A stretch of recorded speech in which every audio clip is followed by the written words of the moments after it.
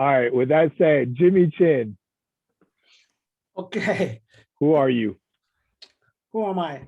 Hi, everybody. My name is Jimmy Chin. Currently I'm the acting recreation manager for Rec and Park Sports and Athletic Competency. I've been around not as long as Manny, 40 years, but close to that. So, and I've been on the executive board for the last 10 years in the SFYBL. All right. Just want to go over a couple of things, but I'm not sure, does everybody know, but how this came about in terms of baseball and SFYBL. A few weeks ago, when our governor Newsom announced the update or the lifting of certain restriction from youth sports and adult sports, that prompted the department to work fast and put up a plan, put a plan together. The name of the plan is Let the Kids Play Plan. So with a lot of collective effort, we put that together. So this is pretty much offer a 7-week season with a 6-game in the 7-week season. All right. And this is not just for baseball. It's for like lacrosse, soccer, little league, parish league, baseball as well. So everybody's pretty much following the same guidelines and protocol like what we are doing right now. So first and next is I just want to thank everybody, even though it's a shortened season. I want to thank everybody with your with your commitment for this season. We're going to be doing a lot of things differently this season. COVID have changed a lot of things, the way that we operate, and it's probably going to change the way that we will be operating for this league. But again, I want to thank everybody. I want to again acknowledge the returning coaches and volunteer. I've seen a lot of names that I'm familiar with. I want to thank you for coming back, and I want to thank the first timer or the coach of volunteering for this league the first time. All right. So again, do not hesitate, even though you don't have an opportunity to ask any question at this Zoom training or Q&A. Please do not hesitate to reach out to any of the staff. Great. Thanks, Jimmy. Okay, so again, we're going to go over a quick presentation, a PowerPoint presentation.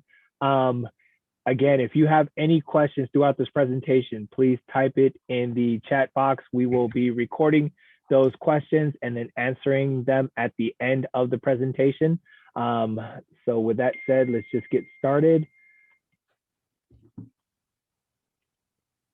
Executive board members. So there are 2 sides to SFYBL. One is the independent side and one is the RPD side. On the independent side, there is an executive board. This is just a list of those executive board members. Along with that, there are SFYBL members that are volunteer members, and also RPD staff that serve on not just the independent side, but also the RPD side. These are your RPD representatives. You met them just a second ago, Manuel, Nate, and Vic. These are their emails. These are good people to know, because if you have any problems or any questions, these are the people you will be getting in contact with to answer those questions. This is a quick overview of the agenda today. Sorry, I'm just going to turn down my text real quick.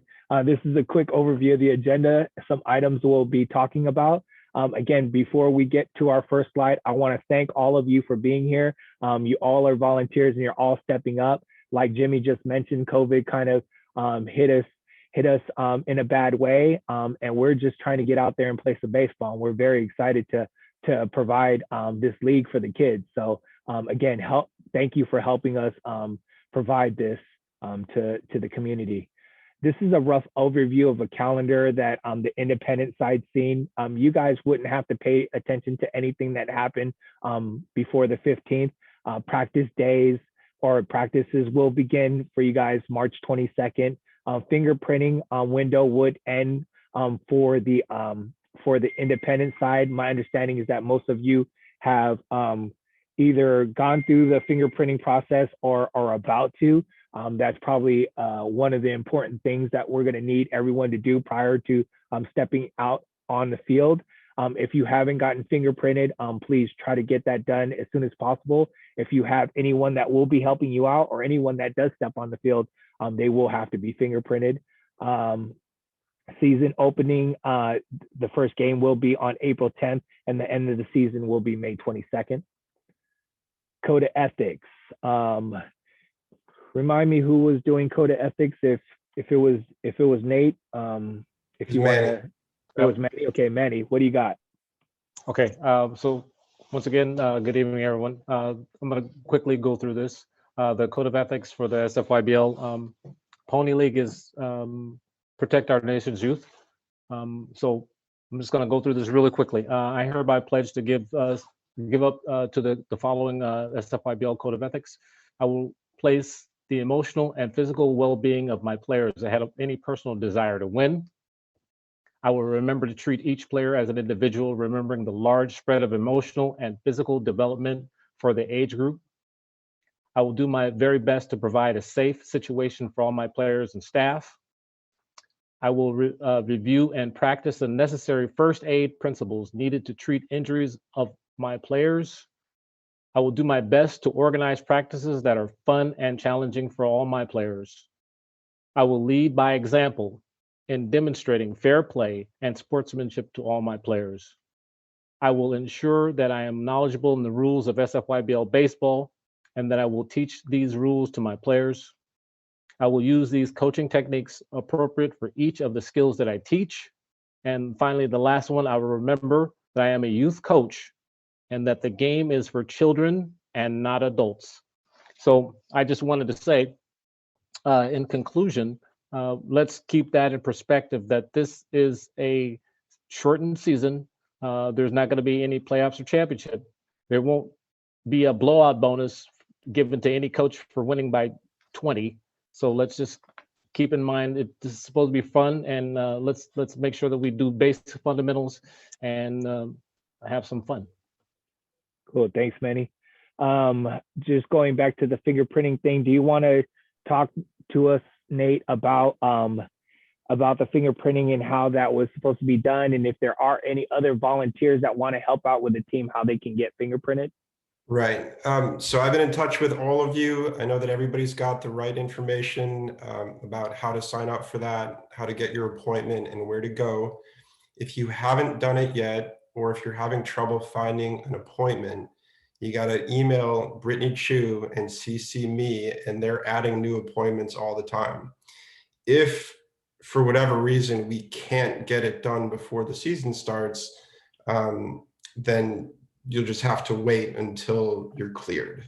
The key for this, though, is that when you start the season, if there are any other parents on the team that want to help, you need to direct them to me, and we can get them set up here. You can't let anybody else on the field that hasn't gone through this process.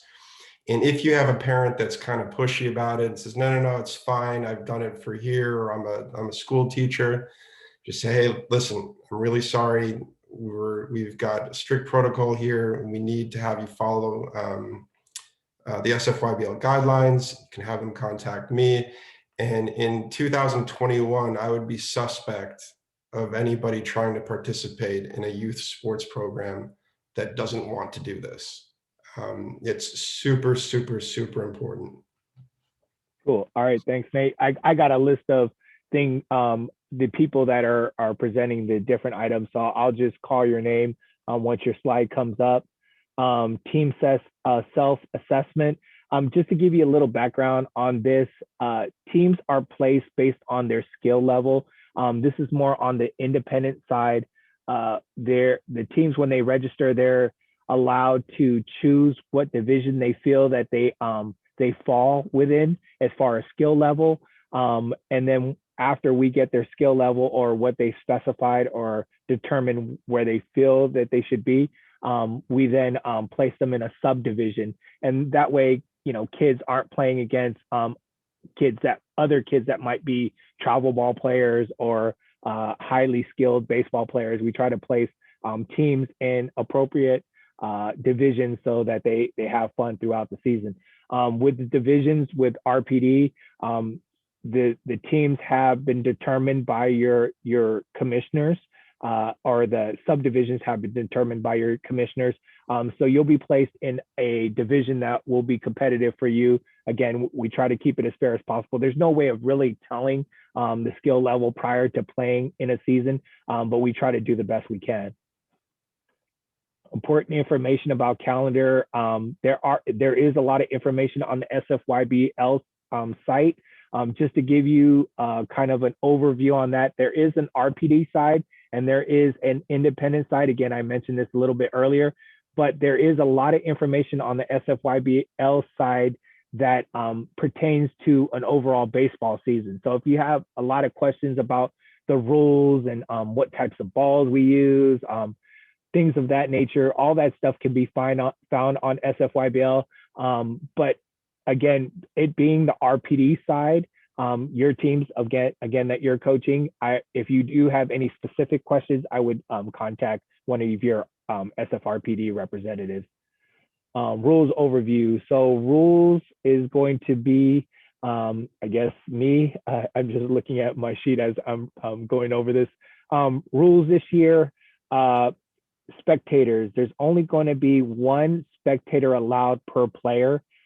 If that parent has to supervise a younger person, like a sibling, they're allowed to bring that sibling, but there's only going to be allowed one parent per player this year. And of course, that's to eliminate the large crowds at games. That I don't think that's going to be on any of the coaches to kind of govern or anything like that. We might ask an umpire to oversee that, or also a park ranger might be passing by from time to time.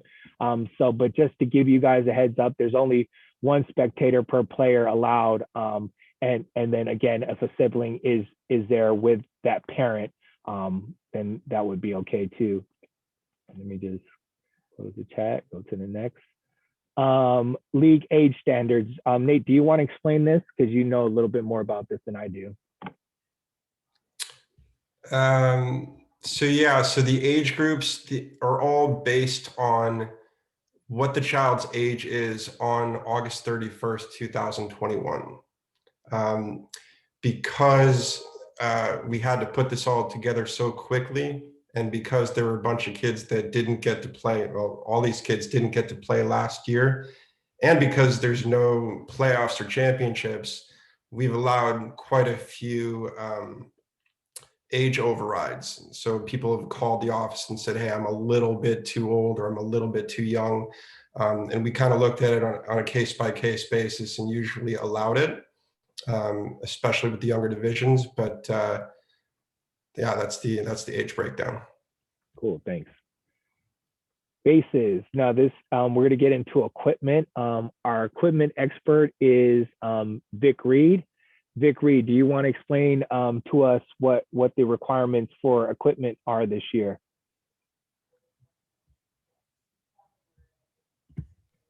Hello, can you hear me? Yes, we can hear you. Yes. So for equipment, we'll be distributing equipment bags at Potrero Hill. We don't have a designated date as of now, but we will be getting them out to you guys pretty soon, being that practice will be coming up next week. So the equipment bags will be handed out in the pony division, Bronco division, Mustang division, and Pinto division. We'll pretty much have the same equipment, but it will go by size, of course, because Pinto can't wear a pony player's shin guard. So we're going to try to size everything age appropriate.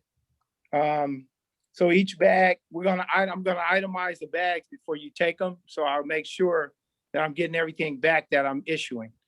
So we're going to have, for the Pony, Bronco, Mustang Pintos, there's going to be one game bat.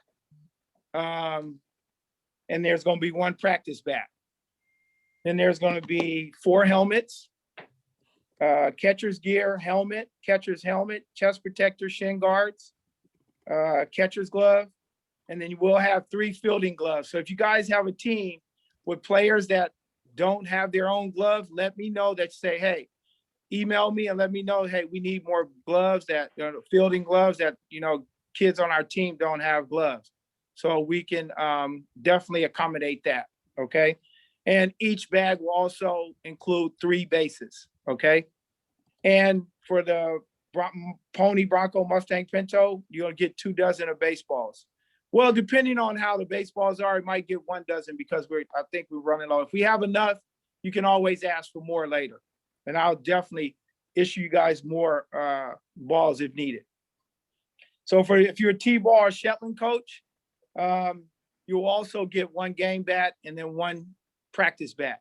So when we say game bat and practice bat, Pony started a new rule last year that only bats, you would have to have a stamp on your bat in order to be used in Pony division now. Here, Gerald's just putting it up now. These are the new the bats that have to be used now have to be USA stamped. And they have to fit all of these qualifications here that Gerald just posted. So that's why I say practice bat and game bat. So game bat, you use the game bat for the games, and then use the practice bats for practice, because we want to try to keep our game bats for seasons after. So the T-ball and Shetland will get 1 game bat, 1 practice bat, 4 helmets, 4 fielder gloves, 1 tee, a tee to set the ball on. You guys will get 1 of those, and you'll get 3 bases as well, and you'll get 12 soft T-balls. Okay. And another thing I ask from you guys, please check your equipment before every game. Okay. Because I've gone to practices, visited practices. Kids are running the bases with busted helmets. Okay. Get a kid still in the base on a throwdown, get hit in the head, in the ear part, and then the helmet's busted, then we have injury. So first things first, we always practice safety first. That's what we're about. Okay, so please check your equipment before every game, and email me if any of your equipment is damaged during the season. Thank you.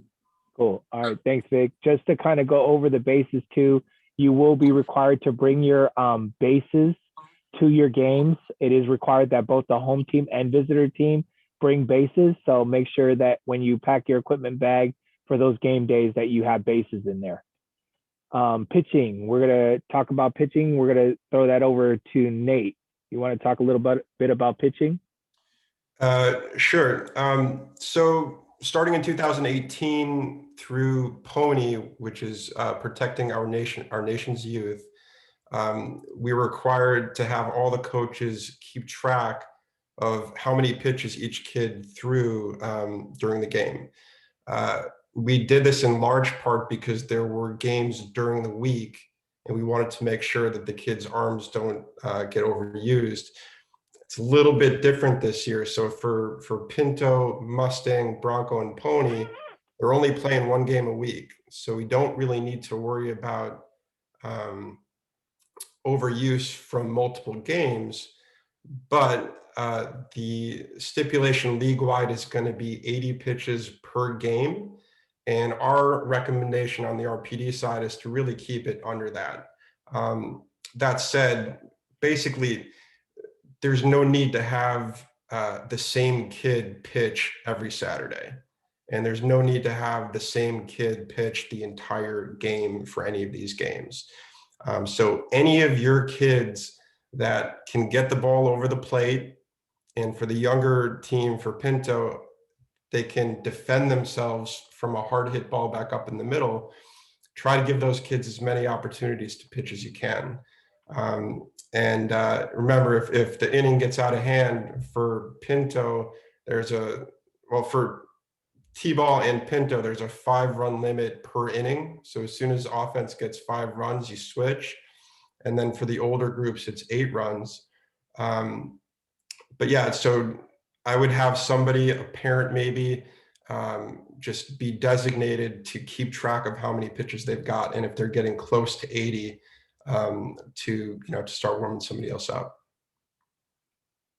Cool, and also down on there, this is for anybody who's been around baseball. For anybody 14 and below, we're going to discourage actually breaking your wrist and throwing curveballs.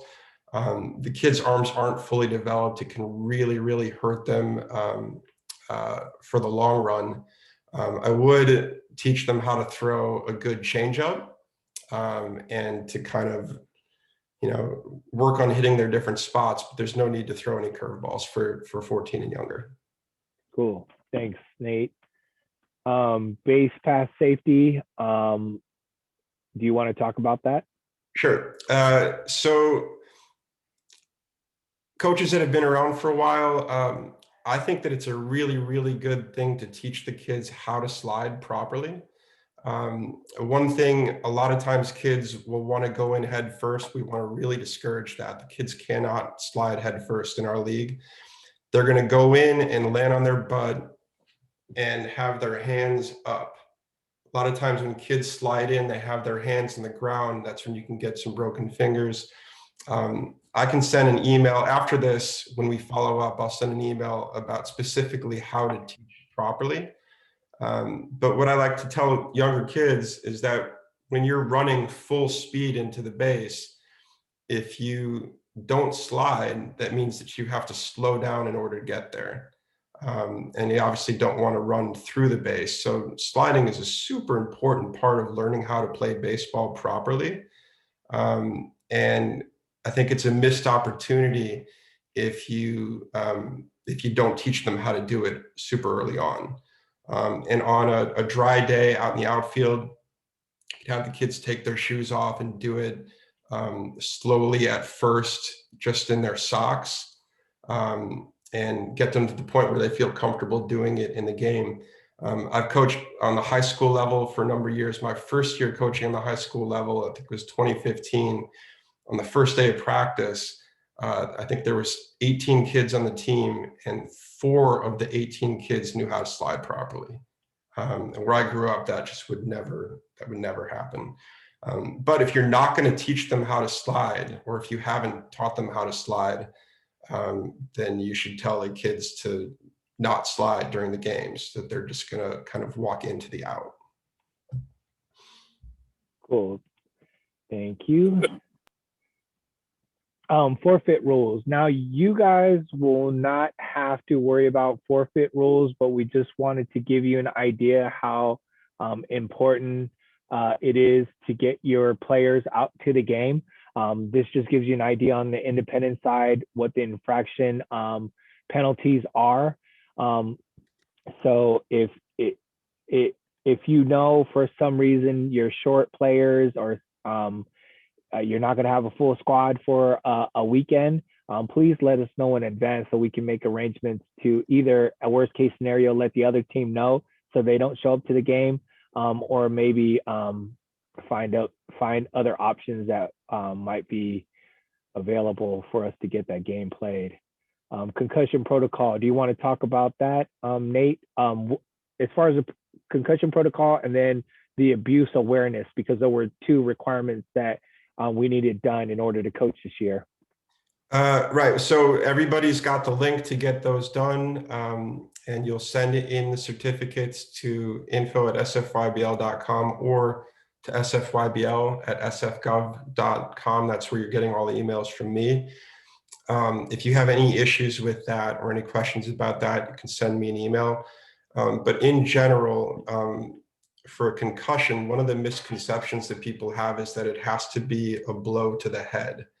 But you can get a concussion by having somebody run into your chest or into your body.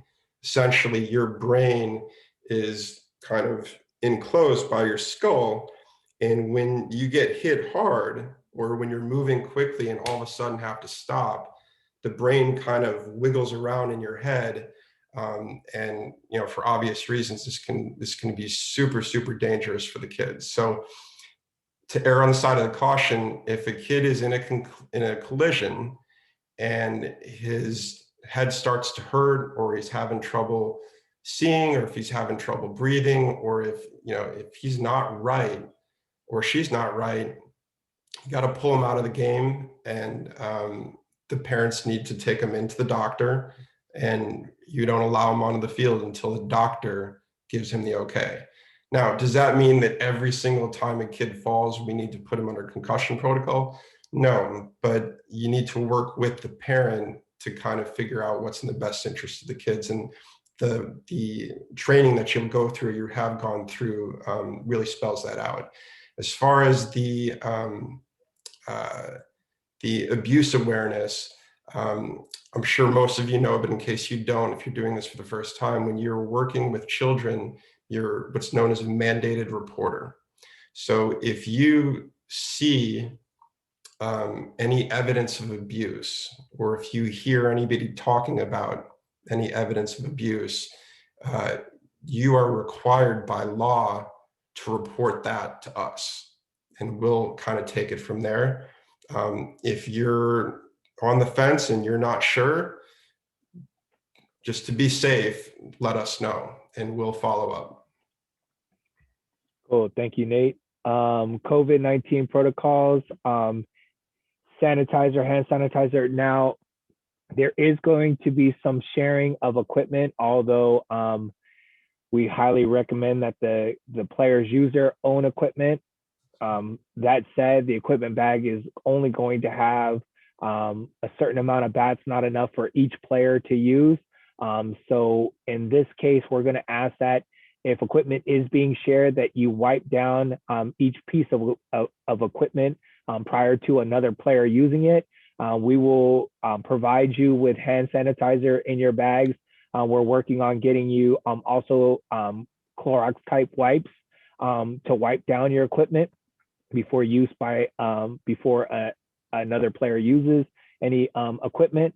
So these are things as far as protocols that we're going to have to follow this year when you're on the field. This right here is the San Francisco DPH guidelines for Let the Kids Play. Again, just going over some of the things.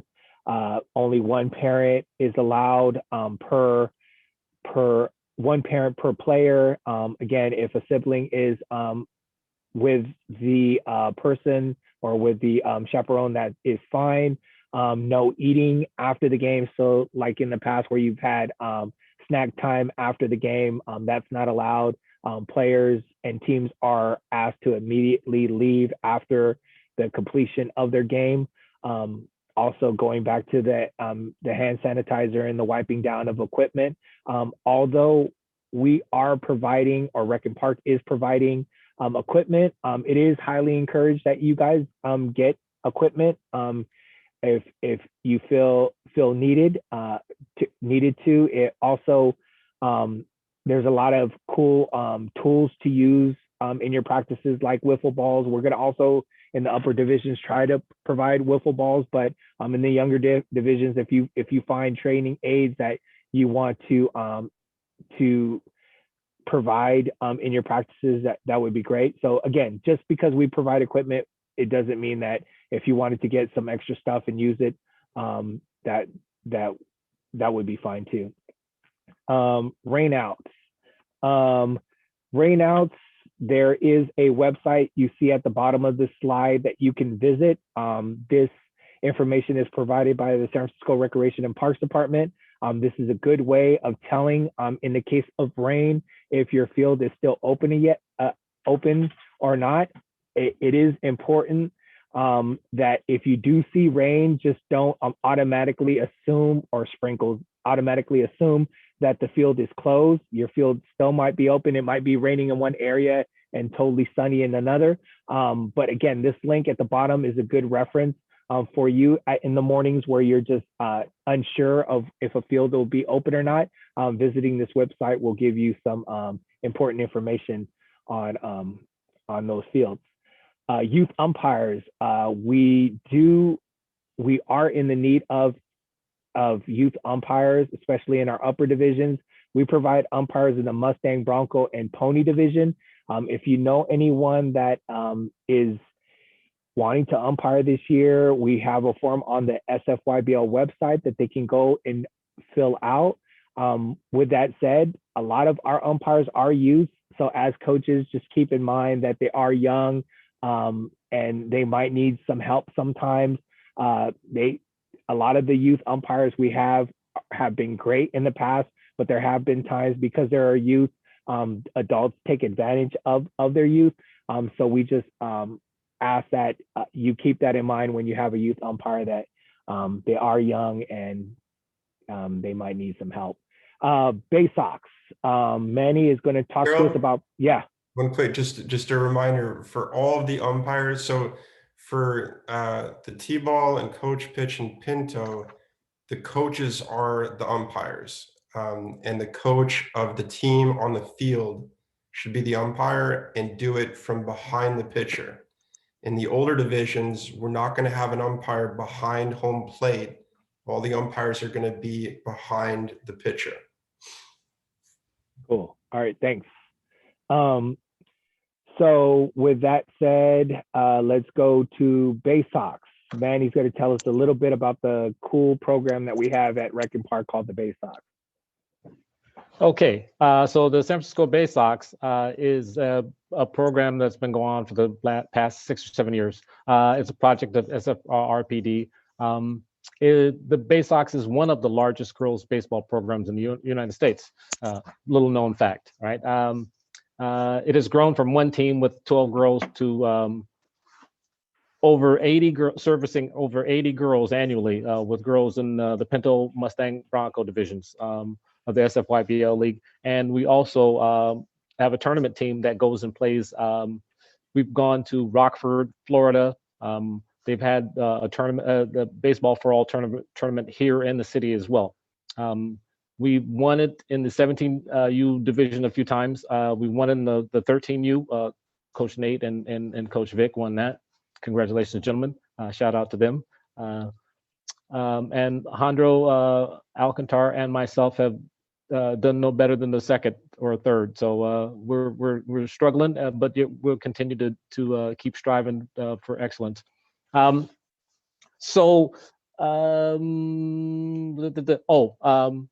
spoke about the all girls baseball tournament. It's been in Rockford, Illinois, the last couple of years. But COVID kind of wiped that out last season. We also have free clinics to girls from 7 to 14, and we hold them in the winter and the spring. They're at several sites around the city. Like I said, it's a great time for the girls to come out and camaraderie for them to fellowship. So if you have daughters or some girls that are out there playing baseball, and it's one of the hardest things in the world is to be the only one on your team. So it gives them a chance to just relax and just be ball players and go out there and hang out, as opposed to beating up on the boys and the boys hating them. All right, so go Baysox. Cool. Thank you for that, Manny. Yes. Sorry. Yes. If you have any questions about Baysox, you can hit me up or Annie Jupiter Jones. Well, actually, you know what? Hit me up. I got you. Cool. Just real quick, you already know Manny Emmanuel's address or email address. Annie's address is up here in the left-hand corner, top left-hand corner. Again, Baysox, really cool program. If you have any girls that want to play baseball, highly encourage them to join the Baysox.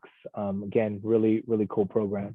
Along with the Baysox going on during the summer, we do have an SFYBL All-Star program. Like Manny mentioned last year, COVID knocked out a bunch of stuff, and the All-Stars was one of the things that it knocked out. But there is talks about an All-Star program this year. So there's a possibility that we will have an All-Star team. So if you are interested in All-Stars, we'll come find you. You could also drop an email and let us know that you might know of some players that are up to the All-Star caliber. Let me just give you a rough overview what All-Stars is. Basically, you play your regular season during the spring. There are some players that might be at a higher skill level that might be ready for an all-star team. An all-star team will then travel to different cities or different counties and play other high caliber players in their pony divisions.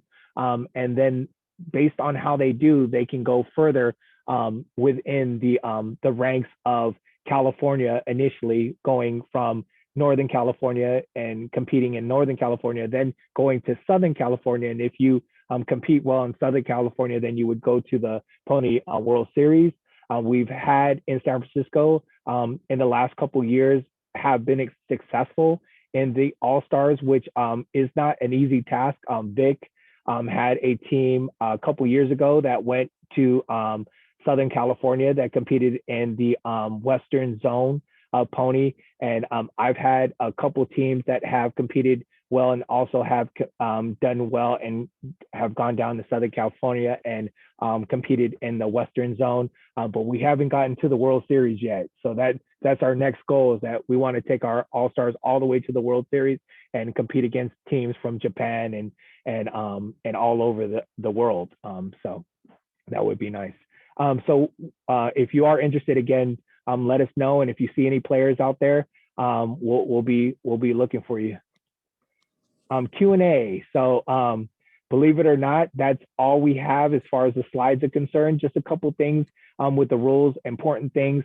Like Nate mentioned, in the Pinto division, we will not have umpires, but there is still a need for an umpire at those games because it is a kid pitch situation. The rules, if you need them, are on the SFYBL website. There is a link for rules on the SFYBL website. But just real quickly, in the Pinto division with the modified pitch, if you walk 3 players, or if a pitcher walks 3 players, and it is then required for a coach to come in and finish off that inning. With that said, the coach's meeting in the beginning of the game is so important. The plate meeting that you have prior to the game starting is when you hash out all the things or all the modifications you might have for the game. So in the case of a kid pitch or a modified kid pitch, or even a Shetland coach pitch game where you might need a tee occasionally, it's not unheard of to have a tee brought out at a Shetland coach pitch game, especially if the kids are having problems hitting a pitch that is pitched by a coach.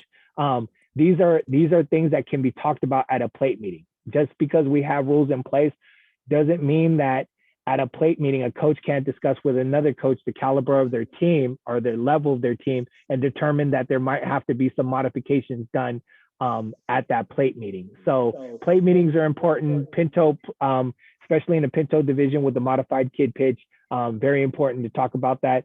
We do ask that at the Pinto games, because we will not be providing umpires for the Pinto games, that the coaches do umpire those games. So just be aware that when you show up to a Pinto game, be ready as a coach to either appoint a volunteer that has been fingerprinted, because of course they'll be on the field, or yourself to go out there and umpire those games from behind the mound. Nate, I seen your hand up. Did you have something? Nope, that was it. Okay. Q&A. Vic, I see your finger up. You got something? Yeah, I wanted to go over, can you hear me? Yeah, we can hear you. Okay, I wanted to go over a quick practice plan real quick. Is that we have enough time? Yeah, we have enough time. Okay. So I just wanted to run over you guys real quick because you only have an hour to do this practice. So just real quick where you guys can go over practice. First of all, you want to come and you want to introduce yourself to your team. You know, let them know who you are, and you want to get their names and try to remember their names as much as possible. So you want to start off your practice, have your kids arrive 15 minutes before the scheduled practice time. That way, if you guys have some warming up you can do, you can have wiffle balls hitting going on. You guys can do some throwing. And then once the practice starts, you want to start off with some stretches. So you want to get the arm stretches going, shoulders, leg stretches, have them run some sprints, jumping jacks, get the body loose. And then that's the first 5 minutes. Then you want to go into your infield and outfield drills. So for the older kids, I run my infield drills when I have the players at shortstop and at second base. So I'm going to hit what I call it rapid fire. So I'm hitting balls to second base, shortstop, one after another. Second base is throwing to third base, shortstop's throwing to first base. So if you have a younger team, you want to be a little bit more hands-on, and you're going to have the kids in the same positions at second and at short, but you're going to have the shortstops, the kids are going to throw to third base, and the second base kids are going to throw to first base. That's for your younger Shetland and T-ball teams. So we're going to run these practices age appropriate. You can use the same drills, but keep in mind that the younger kids don't have the arm strength and the nowhere to be able to get the ball across the diamond like the older kids will. So after that, you're going to do 10 minutes of outfield and infield live drills. So you're going to work on infield, outfield drills, and you're going to work on cutoffs, cut 2, cut 3. You're going to work on that stuff. Having your shortstops and your middle infielders run out to the appropriate place on the field, make themselves a target for the cutoff. If you're going cut 3, then you're going to have your third baseman yelling cut 3, cut 2, same thing, second base cover. You're going to run through that stuff for 10 minutes. And then we're going to run into your pitching and hitting drills. You're going to have your pitchers working on their balance, delivery, and then follow through. Okay, those are the 3 main things that you want to work on with your pitchers, is that they have balance, their delivery, and their follow through. And at the same time, we're going to be working with your catchers. So you're going to work on dropping and blocking the ball drills with your catchers, okay?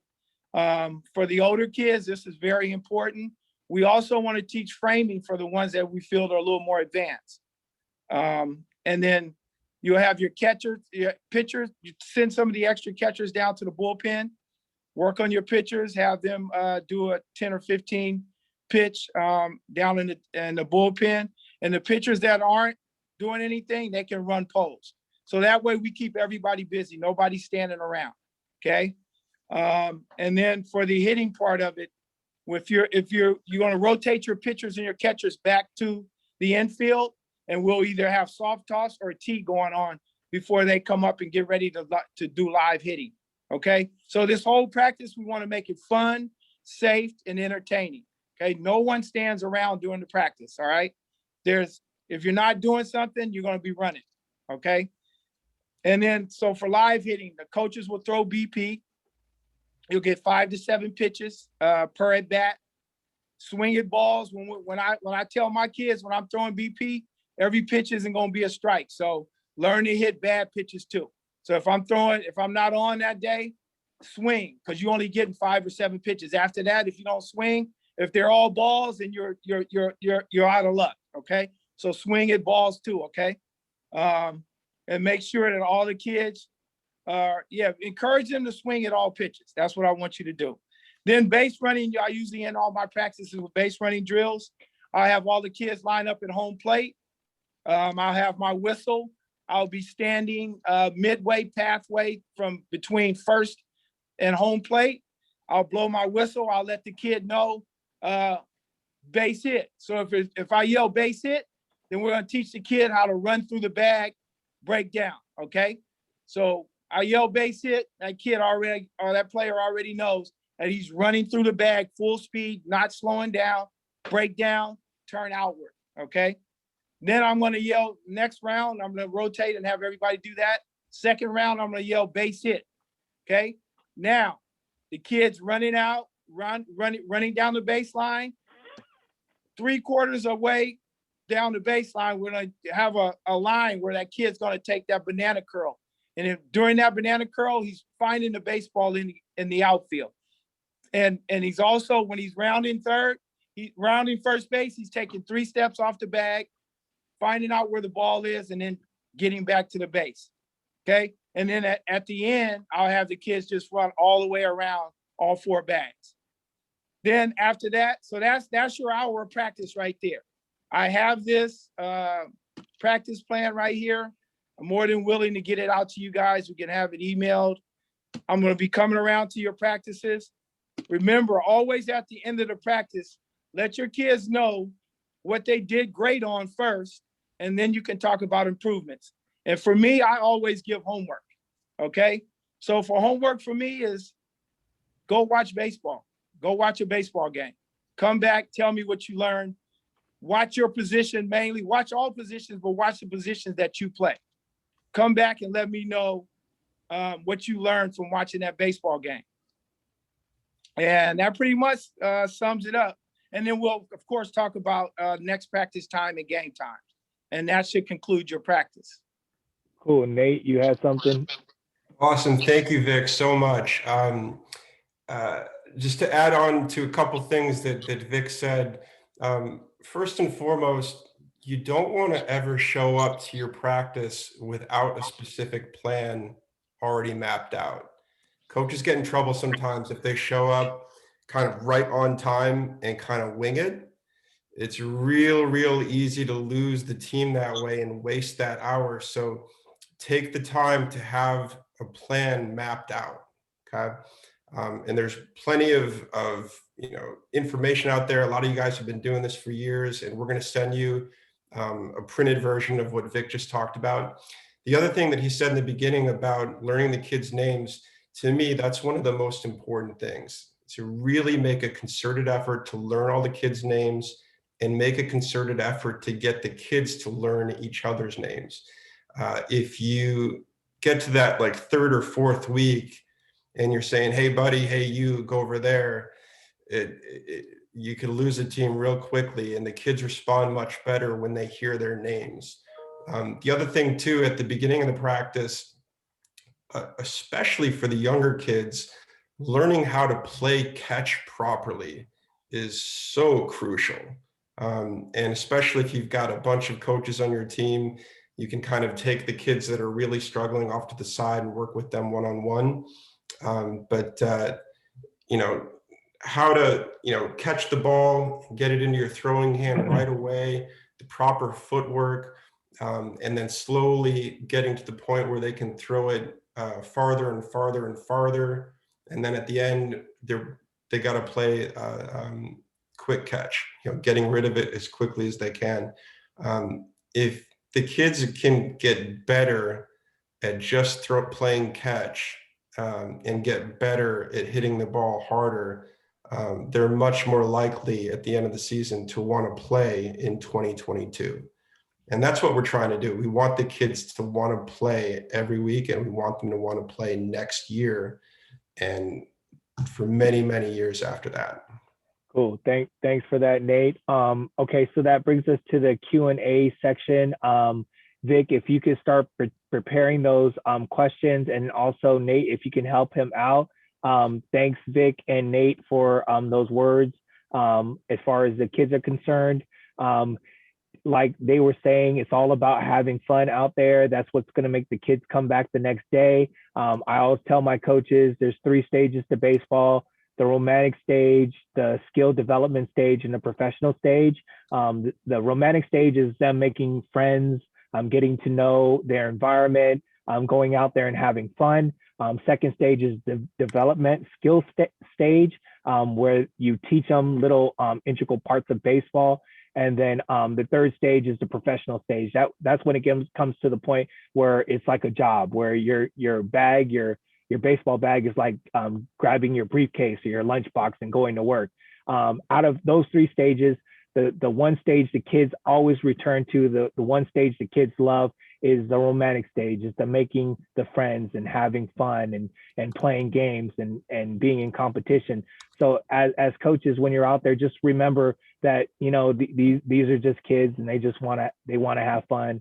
And I know sometimes we live vicariously through them, and we a lot of times winning is important, but remember that the kids just want to have fun. Okay, so with that said, Vic, what do you have for us with questions? So we have I think every one of them was answered. Yeah, Nate pretty much answered them along the way, but if you want to go over them, we can. Okay, no, well, quickly, just real quick with the as far as communication between the Rec and Park staff and you this year. In years past, we've used Shutterfly. This year, we're going to use a new system called SI Play. That's the site that the independent players use. It will just be a good universal way of being having communication with you guys. So we will be using the SI Play to communicate with you. So be on the lookout for information or emails out of that system. Nate, do you got something on that? Yeah, I've got a bunch of private messages from coaches that wanted to know who the kids are on their team and who the other coaches are.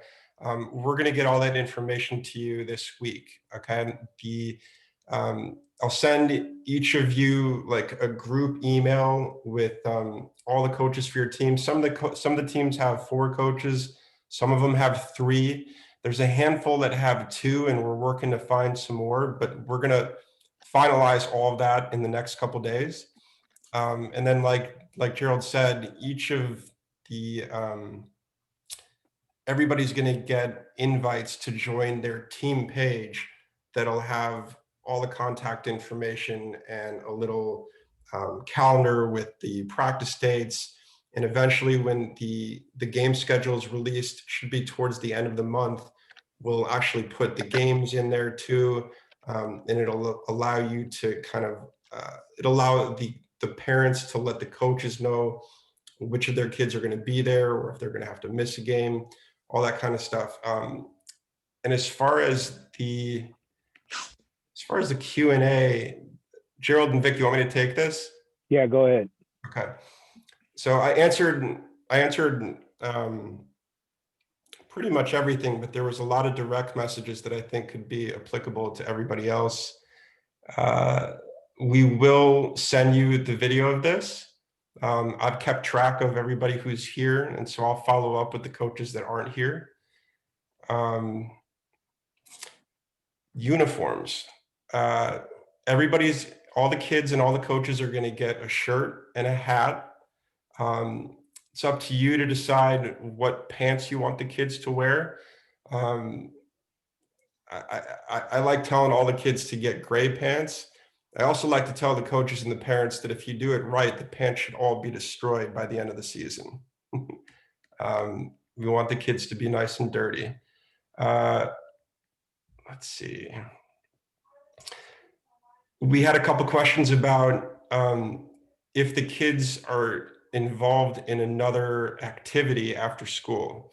So when everybody registered, it was made clear that you can only be in one quote unquote after school program.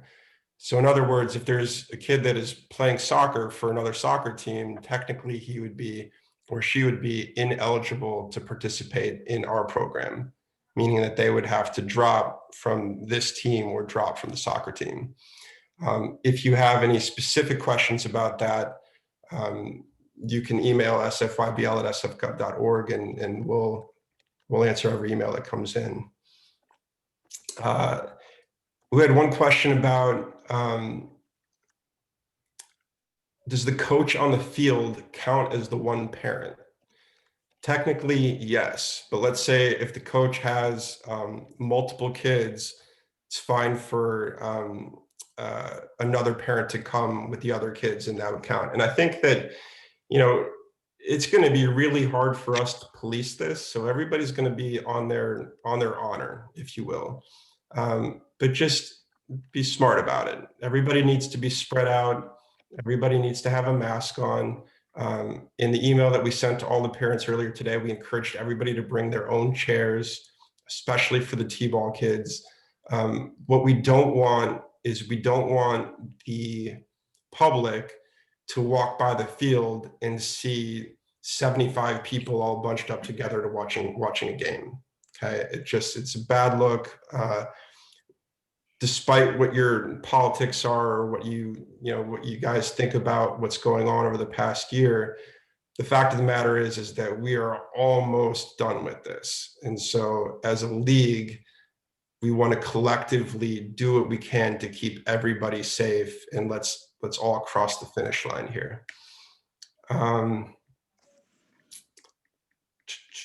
As far as when we will get you, we'll have the shirts and the hats for everybody before the first game. We won't have them to you before the first practice.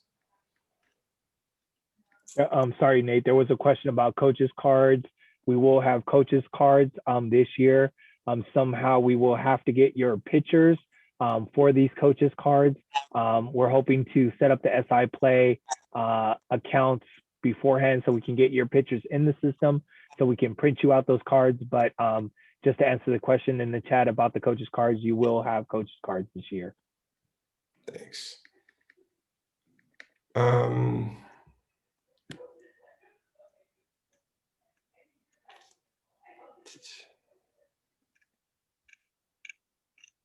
Are the 5U, 6U, 7U Shetland or other leagues with multiple ages, is that one league with all those ages or 3 separate leagues? That's one league with all of those ages.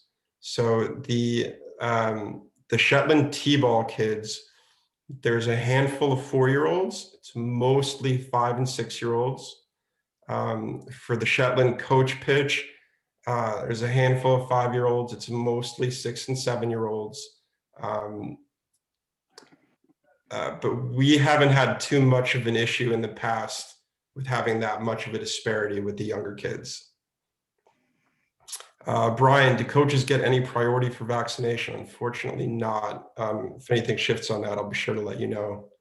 I hear that at General Hospital, depending on your zip code, they are giving out vaccinations, but you have to show up early. So if you're still looking for a vaccination shot, they're out there.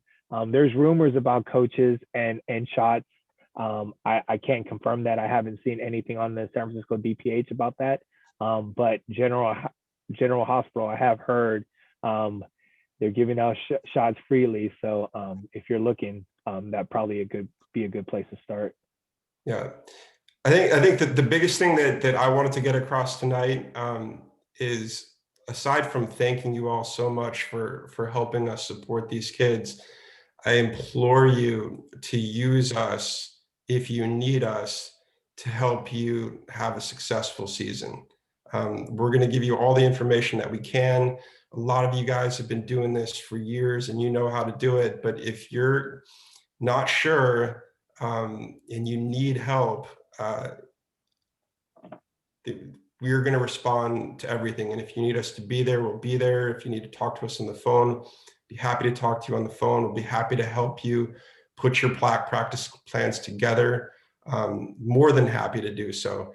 And I think that the key is that first 10 or 15 minutes of that first practice is a huge opportunity to kind of get the season going on the right foot.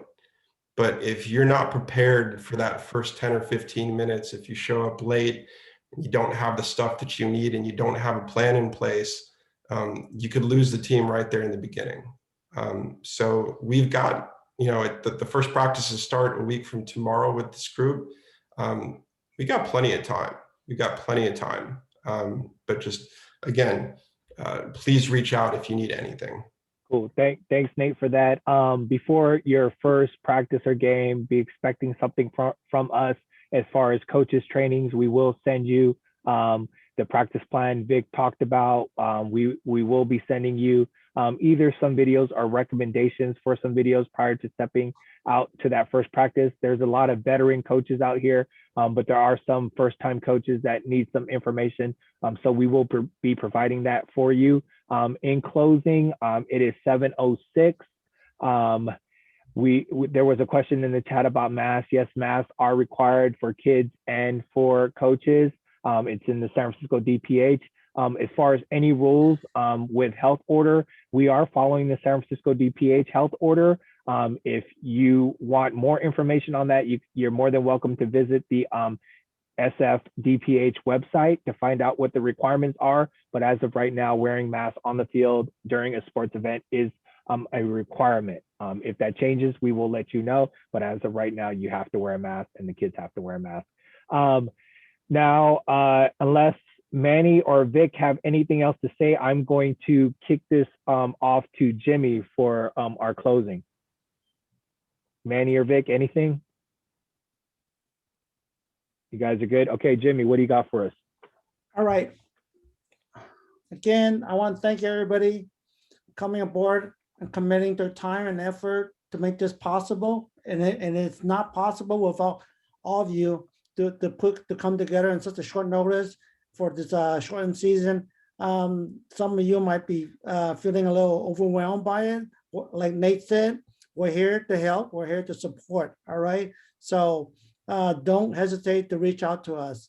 Another thing is that I want a special thank for Gerald, Nate, Emmanuel, Vic, and all the SFRPD team to put this together and be there for us. All right. Again, these kids, some of these kids haven't been out for a while. They've been doing distant learning. There's an opportunity to put their life back together in terms of having fun out in the field. Okay, so thank you all again, and be safe out there.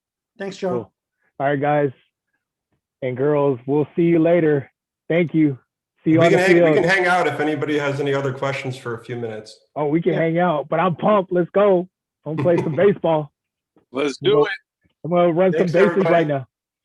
I'm gonna run some bases and ride my Peloton for 5 minutes. Hey, Nate, get your glove. Meet me on the field. Mimi, And yeah, Nate- let's go. Can't wait. Hi, Mr. Blackwell. Nate, how are you, man? Good to see you, Jimmy. Listen, I see Mr. Blackwell there too. How you doing, Mr. Blackwell? First, Rami and Isaiah said to say hi to you. Now, how many volunteers with the regular coaches are allowed on that field? So there's no hard rule on that, but it's pretty much capped at 4 for us. I'm going to send everybody introductions in the next couple of days, so you'll have the contact information of your fellow coaches, and you can start to kind of communicate amongst yourselves. Okay, so Yeah, I think any more than 4 is a bit much. is that volunteer coaches? Yeah. Okay, and then that's on top of the regular coaches. Not necessarily.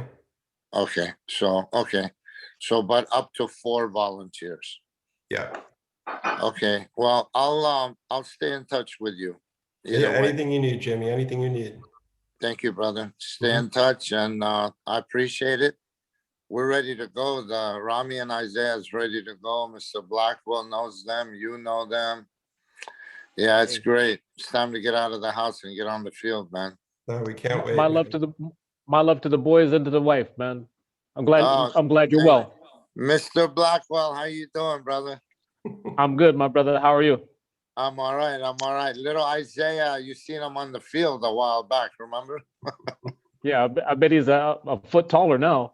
He's a foot taller, and he hits a little harder too. So Okay. Yeah. Oh, man, I'm gonna hate beating you guys with my base socks. thank you, brother. Thank you, and we'll see you out there, man. I'll stay in touch, and like I'm always in touch with Nate. So we're gonna Okay. hook up soon. Okay, Yeah, man. looking forward Thanks. to seeing you, sir.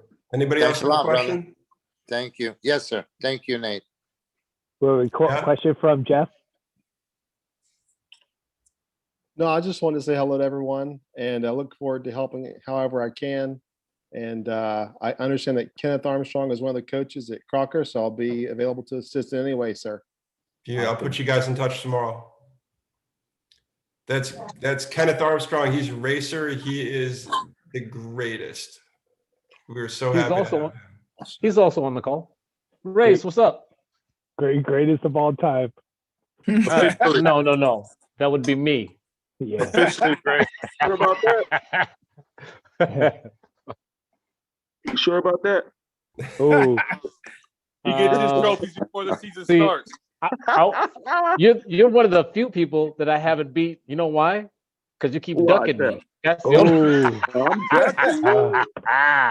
I hear a challenge. Oh yeah, it's Ain't gonna no be a challenge. It's got to be somewhat competitive to be a challenge, isn't it? Wow. Oh, Wow. I heard that. He's always Wow. below me in the It's all good. division. So until That's why you I got love until you for step. Okay. All right. We almost. It would have happened. It would have happened last. COVID saved you some embarrassment. Oh, Oh, no, I well, don't wanna hey, hear me that part, and Nate are in charge of the scheduling, so we will make sure make sure that Emmanuel plays Kenneth Armstrong's team this year. Oh, Oh, There you I don't go. know. Look, Mustang he versus got quiet. He got real. You see the No. face got like serious. no Mustang versus a pony team. That's not fair. Ooh. Although that's giving them a little bit of an advantage. Oh, okay. Oh, okay. It's all good. But hey, I'll get in touch with the Baysox 14U, It's all good. and we'll Maybe come up get- there and mop you guys up. It's all good. I'm ready for it. Don't make me make a phone call now. Racer said he don't care how. He said he don't care what age they are. 16, 15, 17. Bring them. Anyone else have any questions? that's it. That's it. All right, Connor, could you stay on the Zoom? I want to talk to you for a sec. Thanks, everybody. Everyone else, thank you so much for coming out. You stay safe out there. All right, good night, everybody. Good night. night, Nate. Guys, I I'll talk to appreciate you your later, time. Mr. Blackwell. All right, sir. Take care. Thank you. Later, Nate. Stay in touch. All right, bud. Thank you, man. Bye-bye. All right, Joe. Whoa, don't go anywhere, Hondro. We gotta wait 1 sec. I don't want to say anything. Let me stop recording real quick. Wait, where's the stop?